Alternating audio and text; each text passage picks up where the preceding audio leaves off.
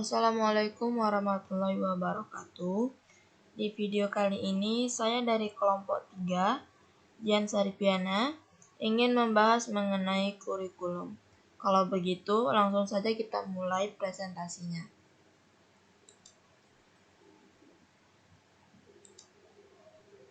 Nah, jadi judul pembahasan kita pada hari ini adalah lebih tepatnya perkembangan kurikulum di Indonesia dari masa ke masa. Presentasi ini dikerjakan dan disusun oleh teman saya Wahida Yusti dan saya sendiri, Dian Saripiana. Kami merupakan mahasiswi pendidikan matematika semester 5 di IAIN Langsa. Video ini kami ajukan untuk memenuhi tugas mata kuliah telaah dan perencanaan pembelajaran matematika dengan dosen pengampu Ibu Feni Anggraini, SPDI MPD. Adapun materi yang akan kita bahas pada hari ini adalah yang pertama ada pengertian kurikulum, yang kedua transformasi atau perubahan kurikulum, serta perubahan kurikulum di Indonesia dari pertama kali hingga kurikulum yang kita gunakan saat ini yaitu kurikulum 2013. Kalau begitu, langsung saja kita masuk pada pembahasan yang pertama, pengertian kurikulum. Jadi, secara etimologis, istilah kurikulum berasal dari bahasa Inggris, yaitu curriculum yang diadaptasi dari bahasa Yunani kurir, yang artinya pelari, dan tempat berpacu.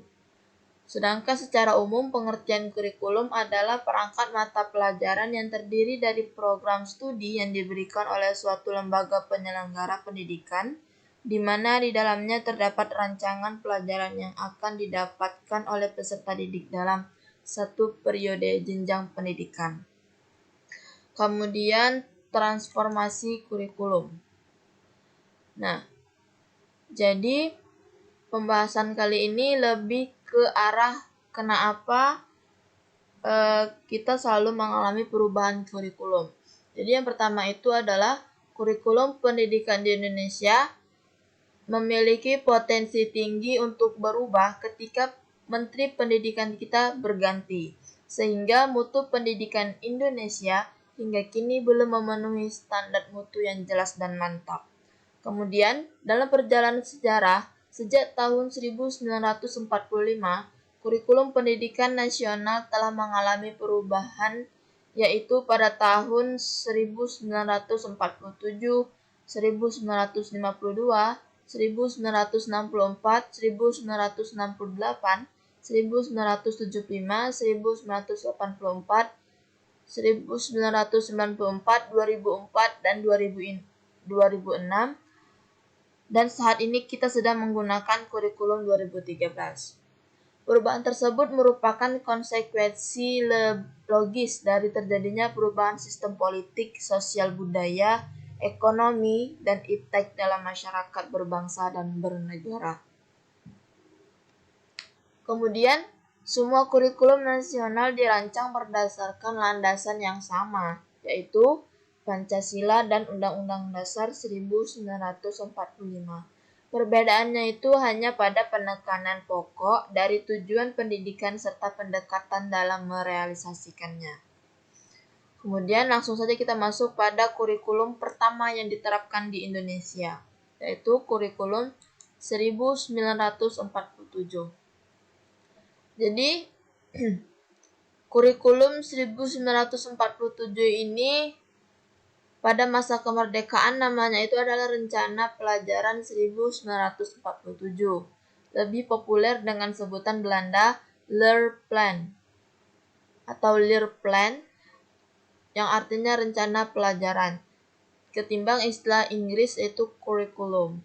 Rencana Pelajaran 1947 bersifat politis yang tidak mau lagi menerapkan kurikulum Belanda yang orientasi pendidikan dan pengajarannya ditujukan untuk kepentingan kolonialis Belanda. Asas pendidikan ditetapkan Pancasila. Jadi pada kurikulum 1947 ini Indonesia tidak lagi menggunakan landasan Belanda, melainkan menggunakan landasan Pancasila. Tapi karena situasi perang revolusi, maka rencana pelajaran 1947 baru ditetapkan atau diterapkan pada tahun 1950. Oleh karena itu, rencana pelajaran 1947 sering juga disebut kurikulum 1950. Susunan rencana pelajaran 1947 sangat sederhana, yaitu hanya memuat dua hal pokok. Adalah yang pertama daftar mata pelajaran dan jam pengajarannya, serta garis-garis besar pengajarannya. Adapun kelebihan dari kurikulum 1947 yaitu yang pertama, lebih menekankan pada pembentukan karakter manusia yang berdaulat dan sejajar dengan bangsa lain. Kemudian kekurangannya juga adalah kurikulum pendidikan di Indonesia masih dipengaruhi sistem pendidikan kolonial Belanda dan Jepang. Gitu. Kemudian kita masuk pada pembahasan yang kedua, yaitu kurikulum 1952. Nah, setelah rencana pelajaran 1947 pada tahun 1952, kurikulum di Indonesia mengalami penyempurnaan. Kurikulum ini lebih merinci setiap mata pelajaran yang kemudian diberi nama Rencana Pelajaran Terurai 1952. Kurikulum ini sudah mengarah pada suatu sistem pendidikan nasional yang paling menonjol dan sekaligus ciri dari kurikulum 1952 ini bahwa setiap rencana pelajaran harus memperhatikan isi pelajaran yang dihubungkan dengan kehidupan sehari-hari. Adapun kelebihan dan kekurangan dari kurikulum 1952 adalah kelebihannya kurikulum ini sudah mengarah pada suatu sistem pendidikan nasional, sedangkan kekurangannya adalah masih kurangnya tenaga pengajar dan tidak didukung dengan fasilitas yang memadai. Kemudian kurikulum 1968. Kelahiran kurikulum 1968 bersifat politis, yaitu mengganti Rencana Pendidikan 1964 yang dicitrakan sebagai produk Orde Lama. Dari segi tujuan, kurikulum 1968 bertujuan bahwa pendidikan ditekankan pada upaya untuk membentuk manusia Pancasila sejati, kuat, dan sehat jasmani, mempertinggi kecerdasan dan keterampilan jasmani, moral, budi pekerti, dan keyakinan beragama. Kurikulum 1968 merupakan perwujudan dari perubahan orientasi pada pelaksanaan UUD 1945 secara murni dan konsekuen. Materi pelajaran dikelompokkan menjadi 9 pokok. Jauzak menyebut kurikulum 1968 sebagai kurikulum bulat, hanya memuat mata pelajaran pokok saja. Adapun kelebihan dari kurikulum 1968 adalah sistem pembelajaran di ruang kelas diserahkan kepada masing-masing guru. Yang penting tujuan pendidikan dapat tercapai. Nah, jadi guru itu menjadi pengendali di dalam kelas itu. Sedangkan kekurangannya adalah walaupun sudah ada pembelajaran keterampilan, namun pada prakteknya kurikulum ini masih kurang memperhatikan pembelajaran praktek. Nah, selanjutnya kita masuk pada pembahasan kurikulum 1975.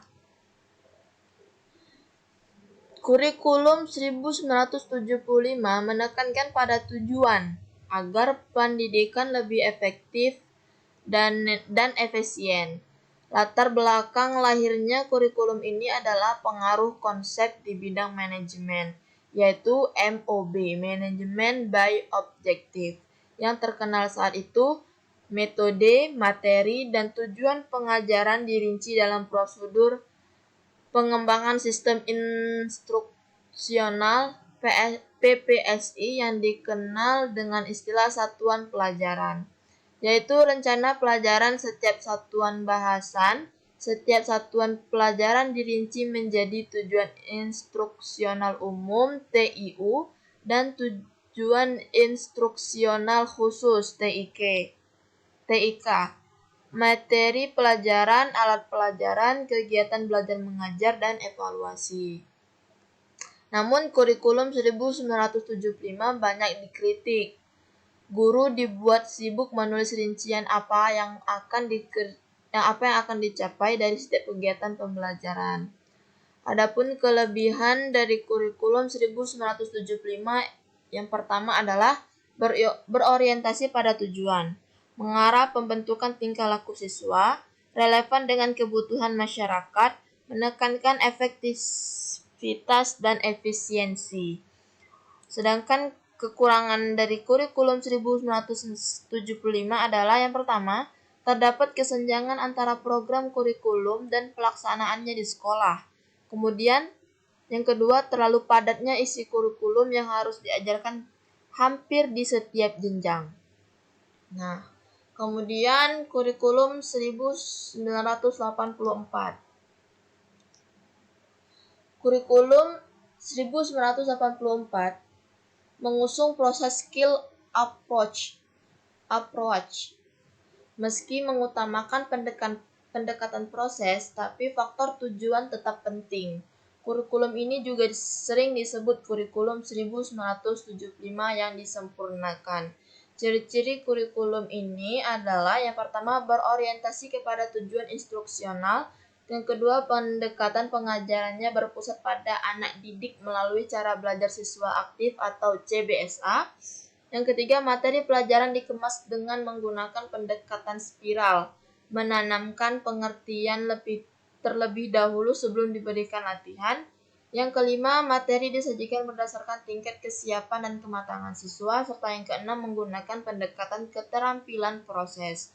Adapun kelebihan dan kekurangan dari kurikulum 1984 adalah kelebihannya, kurikulum ini memuat materi dan metode yang disebut secara rinci, sehingga guru dan siswa mudah untuk melaksanakannya. Sedangkan kekurangannya adalah banyak sekolah kurang mampu menafsirkan apa itu CBSA. Yang terlihat adalah suasana gaduh di ruang kelas, lantaran siswa berdiskusi di sana-sini dan ada tempelan gambar yang mencolok. Guru tidak lagi menggunakan metode ceramah. Nah,